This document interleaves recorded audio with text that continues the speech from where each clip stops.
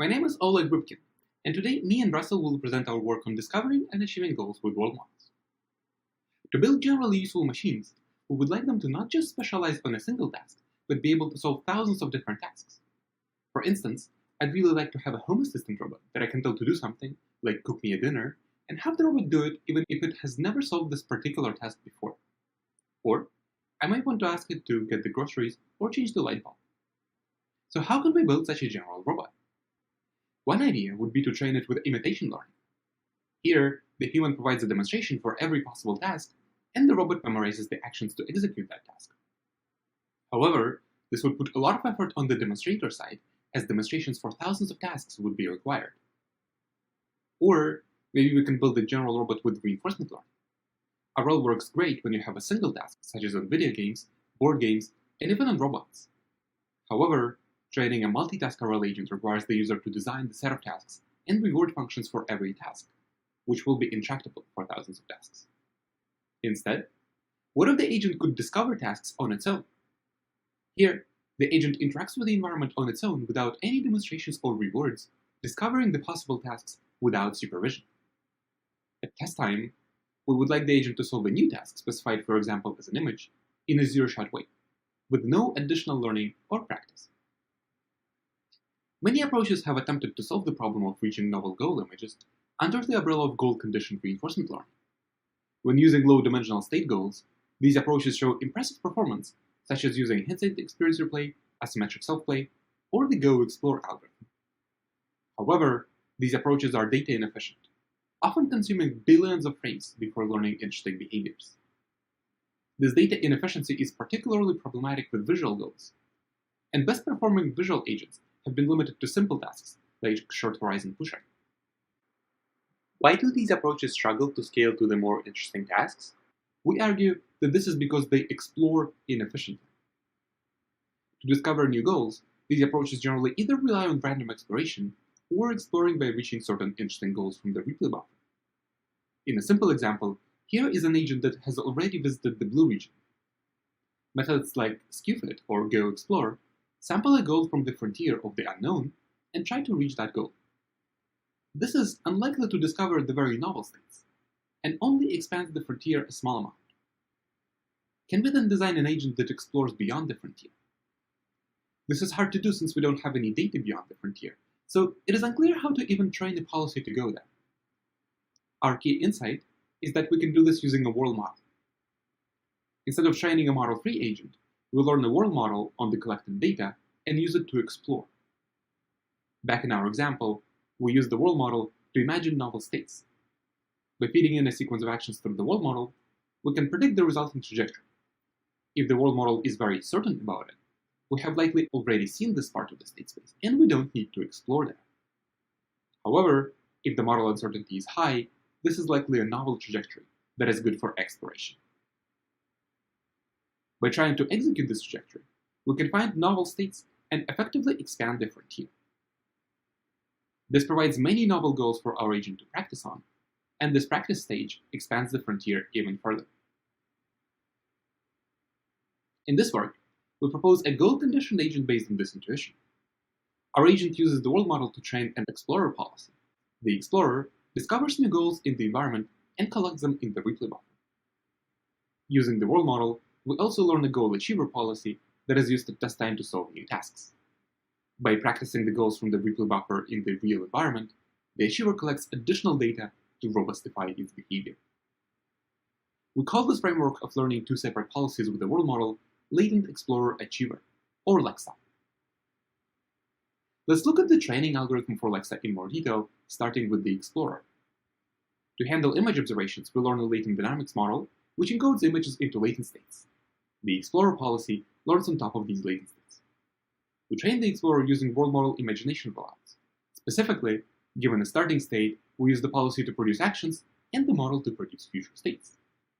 We then train the policy to maximize an exploration reward, which measures model uncertainty. How can we estimate model uncertainty? Following our prior work on planning to explore, we use the disagreement of an ensemble of predictive models.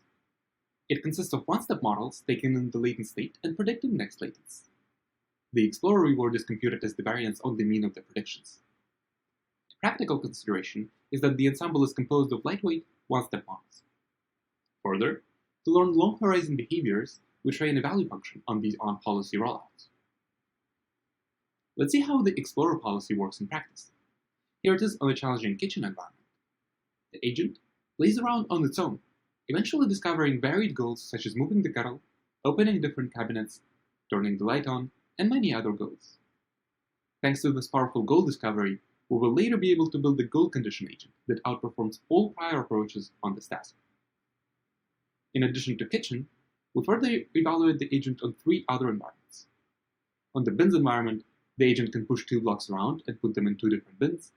On the robo-yoga environment, the agent can experiment with different reachable poses for a biped or a quadruped robot. Our Explorer discovers interesting goals on all of these environments. Now that we can explore and discover novel goals, how can we train our agent to achieve them in a controllable way? Recall that this is our training procedure. Given a goal, we train the achiever using the world model in the same learning algorithm as for the Explorer, this time minimizing the distance to the goal instead of maximizing disagreement. We learn a new achiever policy as well as an achiever value function. The policy and the value function observe the goal latent state as an additional input. At test time, we can simply feed a new goal to the policy and execute it to reach the new goal. However, to train the achiever, we need to specify a goal distance function. How should we measure the distance between 2 latent states? A simple way is to measure the distance in the latent space directly, such as with the cosine distance, computed as the normalized dot product.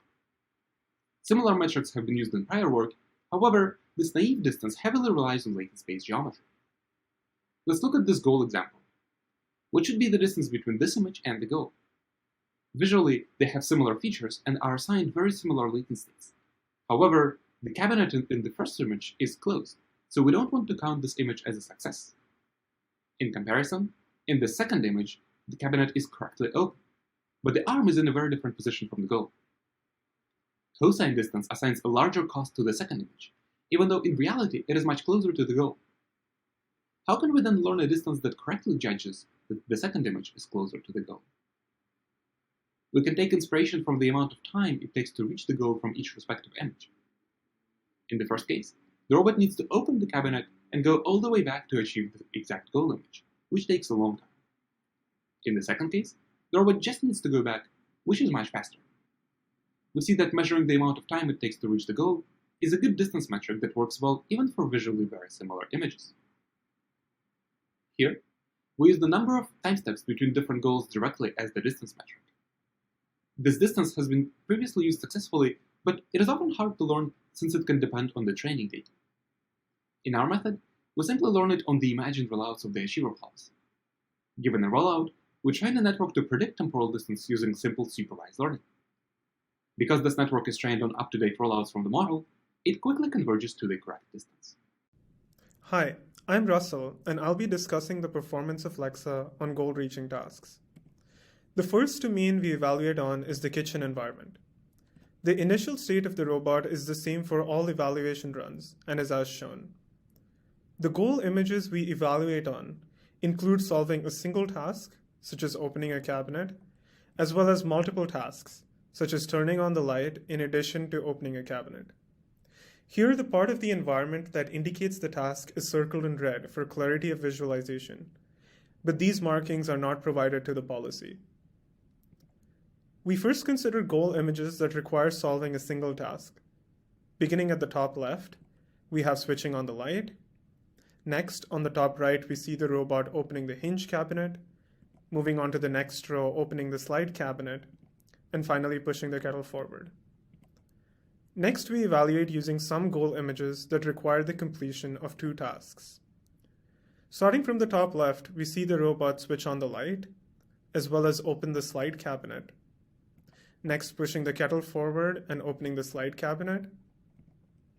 Next, turning on the light and opening the hinge cabinet. And finally, opening both hinge as well as sliding cabinets. LEXA is also able to reach some goal images that include solving 3 tasks. Here we see the robot push the kettle forward, switch on the light, and then open the sliding cabinet. For a quantitative comparison of our approach against prior work, on the left, we plot the return averaged across evaluation goal images for all methods. We see that only LEXA with the temporal distance function is able to make progress on the evaluation tasks. Since this domain involves multiple objects in challenging long horizon manipulation, temporal distance is a much better distance function than the cosine distance. On the right, we plot a heat map that shows the success per task, where each row is for a different method, and each column is for a specific task. From the top row, which is for LEXA with temporal distance, we see that progress is made on a variety of tasks. Next, we consider the RoboBins domain. The goal images for the tasks shown here involve blocks displaced within the bin they were initialized in. These can be solved by pushing either one or both blocks within their bins. We also have goal images which require the blocks to be moved to a different bin. Due to the walls between the bins, this requires picking and placing either one or both blocks. From the plot of the average return, we see once again LEXA with temporal distance beats all other approaches. From the heat map plot, we see that the main difference between the temporal and cosine distance performance, which corresponds to the top two rows, comes from tasks that involve manipulating both blocks, which correspond to the last three columns. This provides further evidence that the temporal distance is better for long horizon manipulation tasks. Finally, we evaluate the robo-yoga domains, which require the agents to match the pose specified by the goal image. Since optimizing the cosine distance corresponds to directly matching the goal image, it is a good choice for this domain. Here we see LEXA with cosine distance on Walker Robo-Yoga, with policy evaluation for different images. We see that the average return is much higher compared to prior methods, and from the second row of the heat map, we see that a larger number of tasks are solved. Similarly, we also evaluate on the quadruped Robo-Yoga. We see again that LEXA gets higher return and solves a diverse number of tasks. Finally, we train a single model across multiple domains, specifically the kitchen, RoboBin, and Walker. From the first row of the heat map, we see that LEXA with temporal distance is able to solve tasks from all three domains, while the baselines are not able to. The main takeaways are learning a separate explorer and goal achiever policy enables LEXA to solve previously impossible tasks. Forward-looking goal discovery performs better than prior exploration techniques.